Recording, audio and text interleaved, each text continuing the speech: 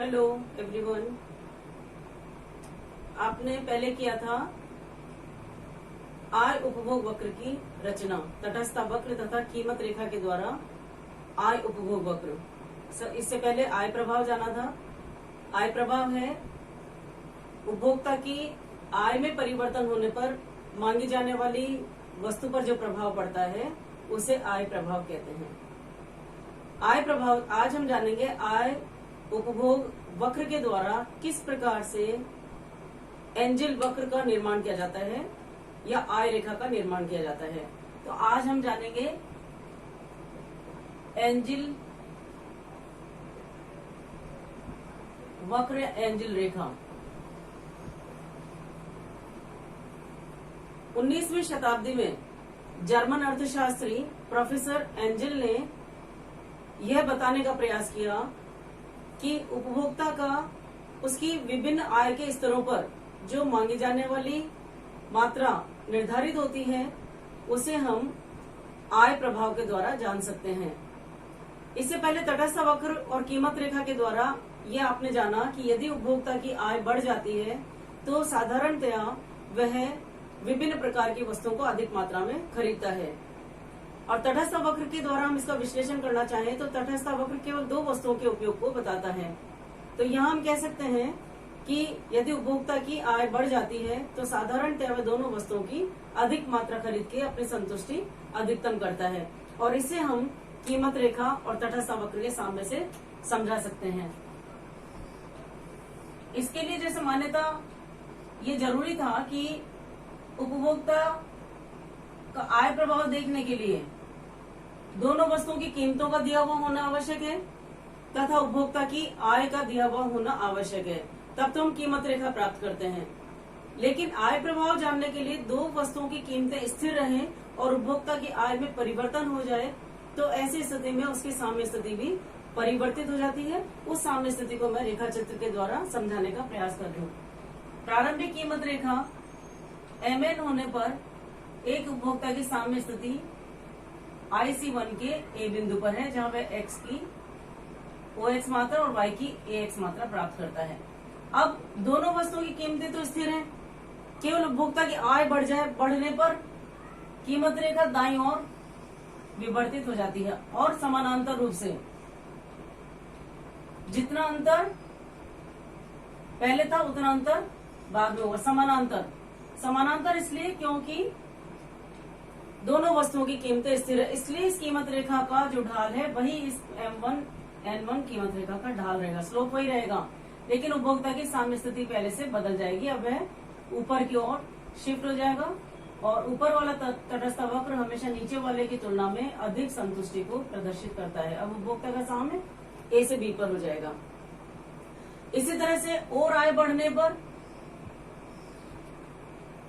उपभोक्ता की आय और बढ़ जाती है तो कीमत रेखा और ऊपर की ओर विवर्तित हो जाती है और इसका साम्य इस तरह से ऊपर की ओर निर्धारित हो जाता है। अब उपभोक्ता का साम्य C पर हो जाता है और वह पहले से अधिक मात्रा X की खरीद रहा है। X और Y दोनों की मात्रा OY अक्ष पर हम Y कमोडिटी या Y वस्तु और OX अक्ष पर हम X वस्तु को माप रहे हैं। आप देख रहे हो ये कीमत रेखा और तटस्थ वक्र के द्वारा आय में परिवर्तन होने पर उपभोक्ता की साम्य स्थिति बदल जाती है। इन बदली हुई साम्य स्थितियों को मिलाने से जिस रेखा का निर्माण होता है वह इनकम कंजम्पशन कर्व, आय उपभोग रेखा कहलाती है। और अब हम ये जानने का प्रयास करेंगे कि किस तरह से आय उपभोग वक्र का जो स्वरूप है इसके द्वारा हम एंजल वक्र या आय रेखा का निर्माण कर सकते हैं। तो इसे जानने के लिए हम रेखा चित्र बनाएंगे नीचे की ओर, जिसमें OX एक्सिस पर X कमोडिटी या X वस्तु जबकि OY एक्सिस पर हम इनकम या उपभोक्ता की आय को मापेंगे। और ये क्लियर है कि यदि उपभोक्ता की आय बढ़ती है और अन्य चीजें समान रहने पर, अन्य बातें समान रहने पर, यहाँ अन्य बातों से मतलब है X वस्तु की कीमत स्थिर रहे, Y वस्तु की कीमत स्थिर रहे, केवल उपभोक्ता की आय में परिवर्तन का प्रभाव जो वस्तु की मांग पर पड़ता है तो उसे आय प्रभाव कहेंगे। तो आय में वृद्धि होने पर उपभोक्ता उसकी अधिक मांग करता है। तो इसे हम देख सकते हैं, मान लीजिए 10 आय बढ़, ये ओ बाई एक्स पर हमने आय को मापा है और ऊपर से क्वांटिटी को हम नीचे तक लेके आएंगे। जो ऊपर क्वांटिटी, क्योंकि आय में वृद्धि के कारण ऊपर की क्वांटिटी निर्धारित हुई है। ये नीचे वाली रेखा को मान लीजिए यहाँ ये 10, एक उपभोक्ता की आय अगर 10 है तो ये पहला पॉइंट हमें यहाँ मिल जाता है। आय बढ़ने पर कीमत रेखा ऊपर की ओर विवर्तित हुई है। देखिए परिवर्तित होती है आय, लेकिन ये कीमत रेखा विवर्तित होती है। नाम इसका कीमत रेखा दिया गया है क्योंकि दोनों वस्तुओं की कीमतें स्थिर रहने पर और उपभोक्ता की आय अगर बढ़ती है या कम होती है तो कीमत रेखा ऊपर की ओर या नीचे की ओर विवर्तित हो जाती है। तो ऊपर होने पर आय का बढ़ना, नीचे होने पर आय का कम होना। तो ये हम ए से बी पर चलते हैं तो ये एक्स की मात्रा पहले से बढ़ जाती है। तो एक पॉइंट हमें यहाँ मिल गया। आय 10 होने पर इतनी मात्रा एक्स की ले रहा था।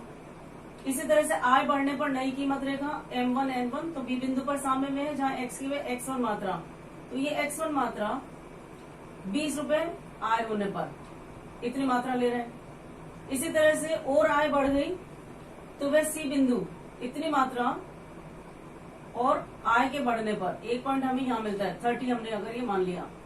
तो इन बिंदुओं को मिलाने से जो रेखा बनती है वह आय रेखा कहलाती है। इनकम रेखा क्या, आय रेखा क्या बता रही है कि जिस तरह से इतनी आय होने पर उपभोक्ता इतनी मात्रा एक्स की ले रहा था। आय 10 होने पर ओ एक्स मात्रा, आय के बढ़ने पर एक्स की मात्रा में भी वृद्धि, आय के और बढ़ने पर इसकी मांग में भी वृद्धि हो जाती है। तो निष्कर्ष ये निकलता है कि उपभोक्ता की आय बढ़ने पर वह पहले से अधिक वस्तु प्राप्त करता है और आय कम होने पर वह पहले से कम वस्तु प्राप्त करता है। इसे हमने आय उपभोग वक्र के द्वारा किस तरह से एंजल वक्र, क्योंकि सर्वप्रथम इसे प्राप्त किया था, इसे ज्ञात किया था प्रोफेसर एंजल ने, इसलिए इसे एंजल वक्र के नाम से जाना जाता है।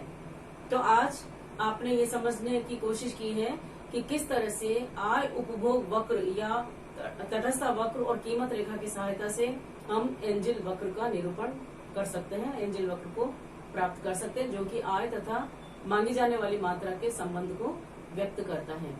Thank you.